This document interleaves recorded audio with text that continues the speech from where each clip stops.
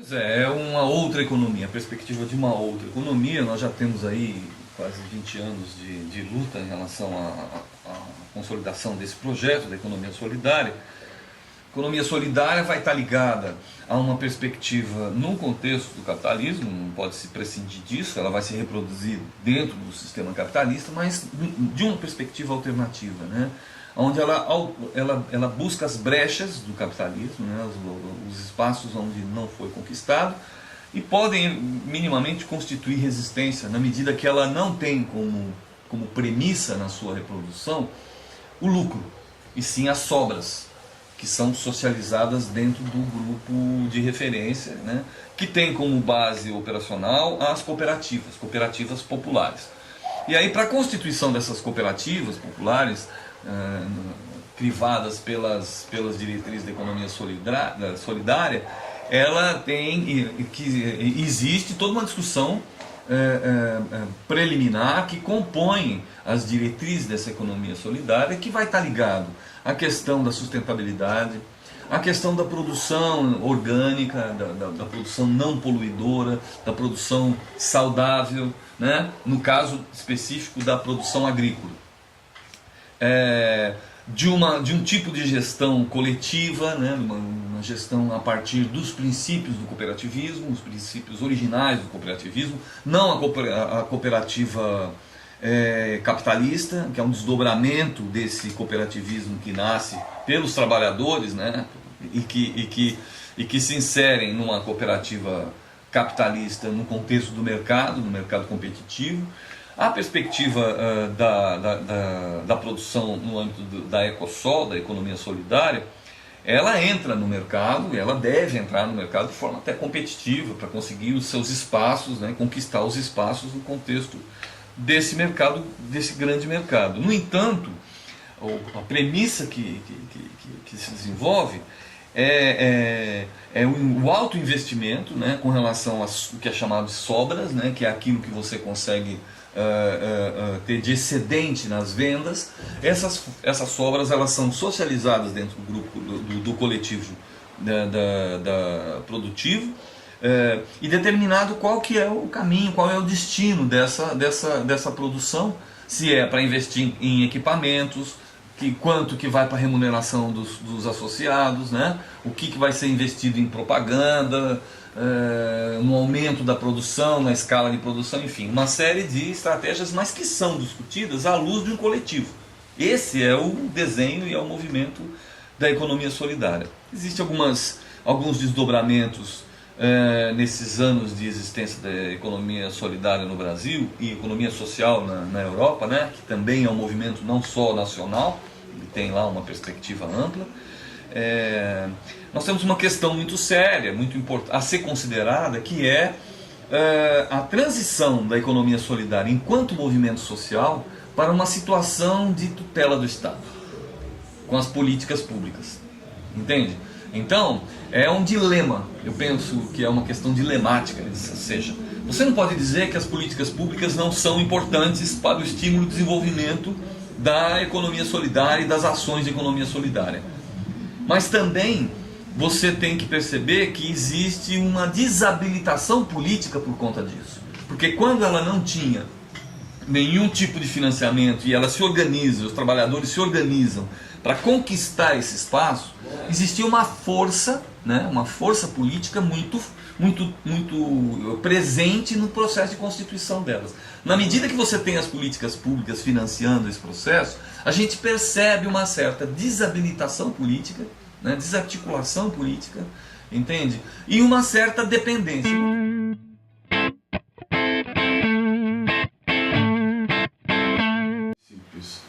Eu vejo como fundamental o estímulo ao desenvolvimento da agricultura familiar. O Brasil ele tem um perfil continental, um país que tem um perfil continental, e eu não seria tolice você descartar no contexto geopolítico mundial a possibilidade, a continuidade de um projeto de grandes propriedades tecnificadas, de uma produção em escala. Eu acho que isso cabe, né? Não teria condições de a gente bancar o desenvolvimento do país prescindindo desse projeto. Embora eu tenha críticas a esse projeto, não acredito que esse projeto seja a longo prazo um projeto exitoso. Ele tem sérios defeitos de início, né? Que é a questão do uso de agrotóxicos, né? A questão dos transgênicos. Tem uma série de questões que são estruturantes da reprodução desse tipo de agricultura capitalista, que eu tenho uma crítica profunda a eles. Então, acho que a ênfase na política, na política de Estado, no que tange à produção agrícola, ela deveria ser a ênfase à produção familiar, porque ela existe efetivamente no Brasil. A gente constata pelos dados o número de propriedades familiares que temos, e eu acredito que se houver uma política efetiva, um processo de conscientização e de efetivo estímulo ao desenvolvimento dessa agricultura, incorporando, agregando valor à produção, construindo um projeto de capacitação no sentido amplo, né, de uma discussão ética, política, né, desse trabalhador, incorporando todas as demandas que a própria sociedade tem no que tange a sustentabilidade. E aí as propriedades familiares, elas se encaixam de uma forma muito boa para o desenvolvimento de uma produção multifuncional, né? As propriedades numa perspectiva multifuncional, onde o turismo rural, uma série de possibilidades desses proprietários desenvolverem atividades econômicas, abriria e estimularia, entende, a preservação do meio ambiente, entende, e traria efetivamente riqueza para essas famílias e para esses municípios, né?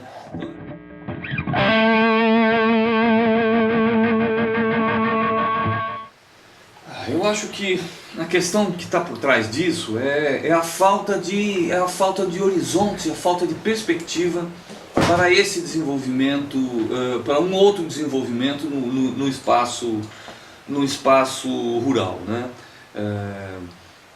Existe, quando a gente estuda o processo de desenvolvimento, de mobilidade social, né, intergeracional, o fluxo de desenvolvimento intergeracional da família, né, 3 gerações, o avô, o pai, o filho, né, você percebe que existe sempre uma preocupação de qualificar, entende, os filhos numa perspectiva de mobilidade social muito acentuada, e você não convence esse jovem que vai para a cidade grande, entende, a voltar para aquele espaço desabilitado.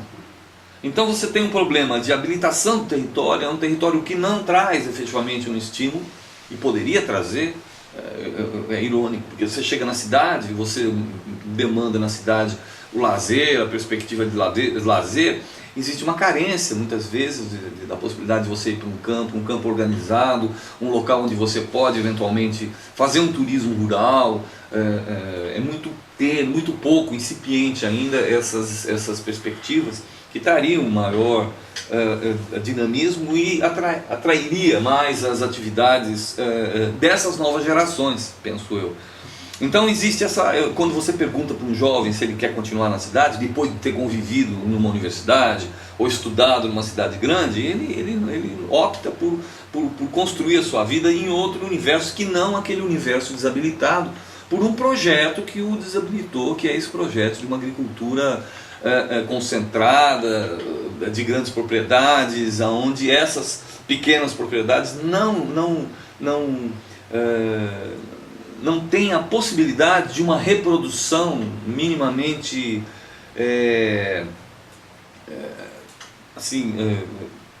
potencial, ou com perspectiva de se reproduzir dignamente, né, frente a competitividades, frente à perspectiva monopolística das relações que aparecem.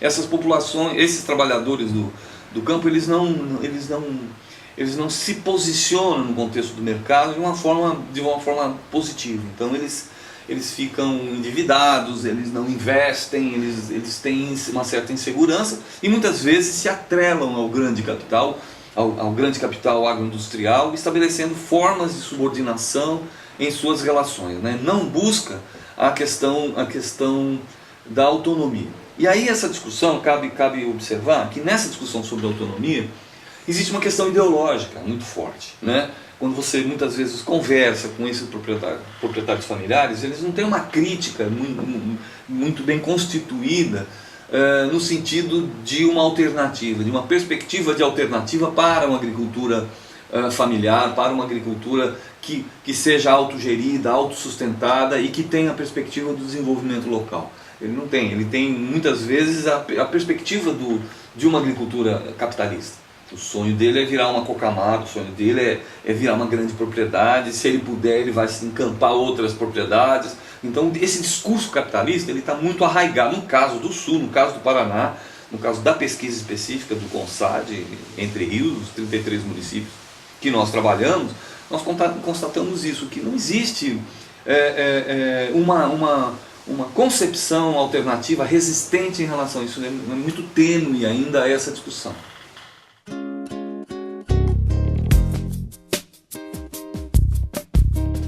Eu acho que é fundamental, e a experiência do CONSAD novamente, ele mostrou isso, né? Eu acho que pela extensão, né, a extensão universitária, você tem a possibilidade de estar desenvolvendo atividades que vão alimentar os dois lados, né? Você tem tanto o estudante das várias áreas se relacionando com o universo social mais amplo, com os espaços de trabalhadores, de perspectivas de produção, etc., se aproximando efetivamente da realidade, tirando, né, extramuros, né, tirando o estudante da universidade, colocando ele para se deparar com os problemas da realidade concreta lá da sociedade, e a sociedade usufruindo dessa técnica que a universidade produz a partir desses estudantes e professores, no sentido de convergindo para uma perspectiva de desenvolvimento autônomo. Acho fundamental. Cresce a universidade e cresce a sociedade. Portanto, essa vinculação da sociedade com as universidades, que é ainda muito tênue, a gente não vê muita universidade, ela não tem uma capilaridade que deveria ter no que tange as demandas sociais. Acho que deveria aumentar, melhorar essa capilaridade em relação aos problemas que a sociedade enfrenta, e que a universidade tem a responsabilidade de estar se debruçando em cima dessas problemáticas, dessas questões complexas que a sociedade tem. Ela tem que construir essa capilaridade maior. Então eu acho fundamental a participação da universidade, pela extensão, pela pesquisa, né, e pelo ensino, né? Universidade numa leitura de indissociabilidade entre pesquisa, ensino e extensão. Isso tudo articulado num projeto onde o protagonista efetivo nesse processo são os trabalhadores, a sociedade que está lá, e que a universidade tem que aprender a ouvir essa sociedade com mais atenção para poder ressignificar processos e transformar efetivamente a qualidade das relações das comunidades, aí, da sociedade como um todo, no sentido de um efetivo desenvolvimento, né?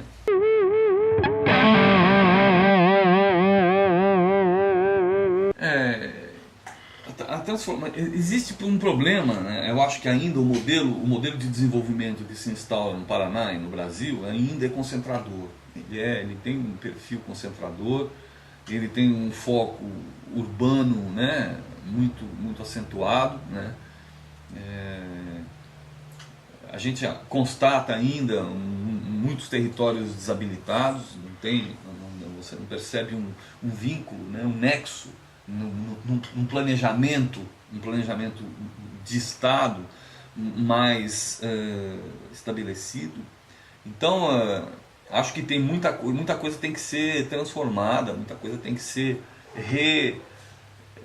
reavaliada como estratégia de planejamento. Acho que o Estado ele apresenta algumas intervenções importantes com relação Se nós compararmos o Paraná, a gente tem que tomar um certo cuidado, né, quando a gente fala. Se você compara o Paraná, se você compara um proprietário familiar paranaense com um proprietário familiar do Piauí ou de outras regiões, a gente percebe um contraste claro, né, de desenvolvimento. Então o nosso proprietário familiar hoje, ele se caracteriza como uma classe média rural, entende?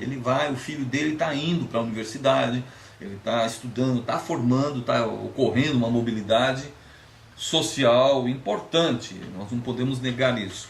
No entanto, o problema que está por trás disso, e essa é a nossa preocupação, é a discussão do projeto econômico, né, o projeto de desenvolvimento que está sendo colocado na sociedade.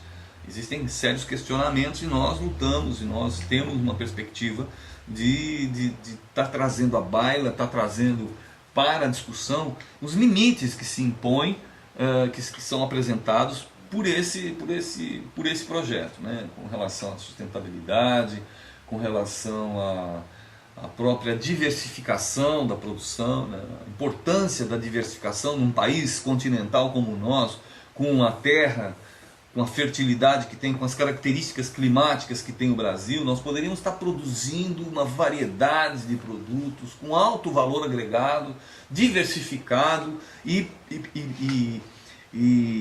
descentralizados, né? Uma organização. Esse é o desenho, essa vamos dizer assim, a perspectiva política que nós insistimos, né? De que esse é o caminho, né? Esse é o caminho de uma diversificação do processo de produção, estimulando esses proprietários familiares, capitalizando esses proprietários familiares no sentido da sua autonomia econômica e, consequentemente, valorizando o território local, certo? O que em tese reflui o fluxo de mobilidade, entende? Tende a você reverter a condição de expulsor para uma condição de atração de população, certo? Tudo isso levaria a essa inversão do processo e teria, a partir dessa diversificação, todas as condições para estar reestruturando uma paisagem rural mais diversificada, mais ecológica, né? com uma sustentabilidade maior, com uma biodiversidade maior, que é um problema, que esse modelo que está colocado é um modelo devastador e está detonando com toda a biodiversidade, né? Então tudo isso está no bojo dessa discussão e desse projeto. E não importa se olhos do mundo inteiro possam estar por um momento voltados para o largo, onde os escravos eram castigados, e hoje um batuque com a pureza de mim